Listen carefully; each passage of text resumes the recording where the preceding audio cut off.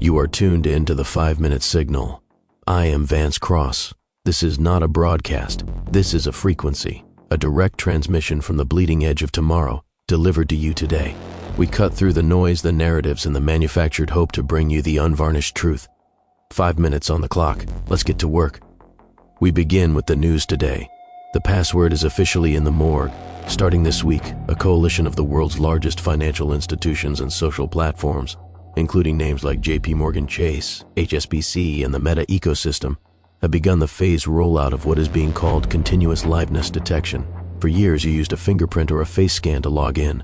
That was a point-in-time check. It is now considered obsolete, because deepfakes can now bypass static biometric filters with nearly 99% accuracy. These companies are moving to a persistent liveness loop.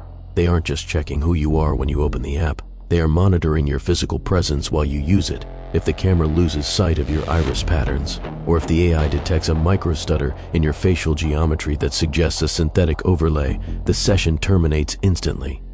Your access to your own money and your own data is now tethered to a live, uninterrupted feed of your biology. Why does this matter? It matters because we have hit the biological paywall. To the digital architect, your privacy is no longer a right, it is a security vulnerability.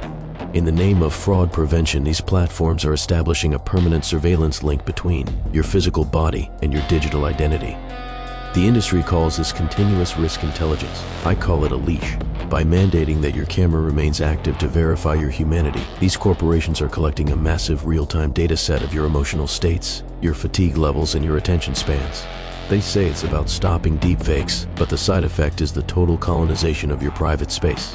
You are paying for the privilege of security with the most intimate data you possess, the involuntary movements of your own eyes. Here is the hard truth. We are creating a two-tiered society based on biometric compliance. There is the verified human class, those who are willing to keep the camera on, upload their iris maps to a centralized cloud, and submit to constant behavioral monitoring. Then there is the default population, the suspicious, the privacy-conscious, and the unmapped. If you refuse the leash, you will find yourself locked out of the modern economy. You won't be able to wire money. You won't be able to verify your age on a social network, and you won't be able to use a digital wallet.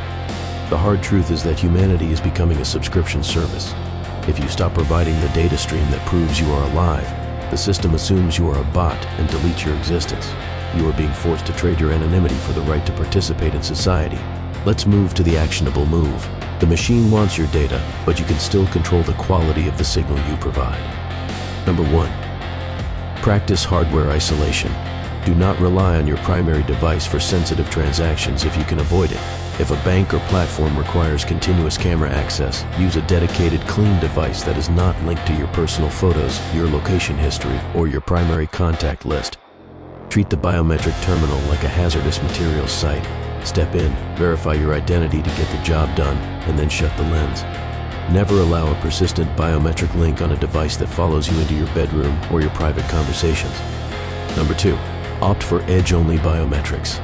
Not all liveness detection is created equal. Whenever a service gives you the option, choose providers that utilize on-device or decentralized verification.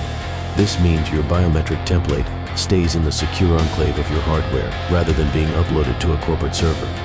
Look for the FIDO2 or passkey branding. If a company insists on a centralized cloud biometric, recognize it for what it is, a honeypot for future hackers. If they won't let you keep your data local, they don't value your security, they value your data.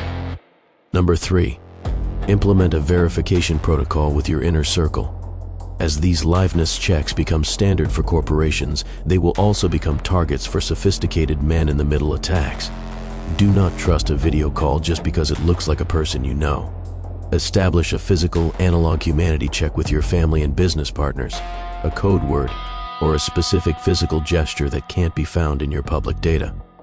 If the system is moving toward a biometric leash, you need to ensure that you are the one holding the other end of the rope for the people you actually care about.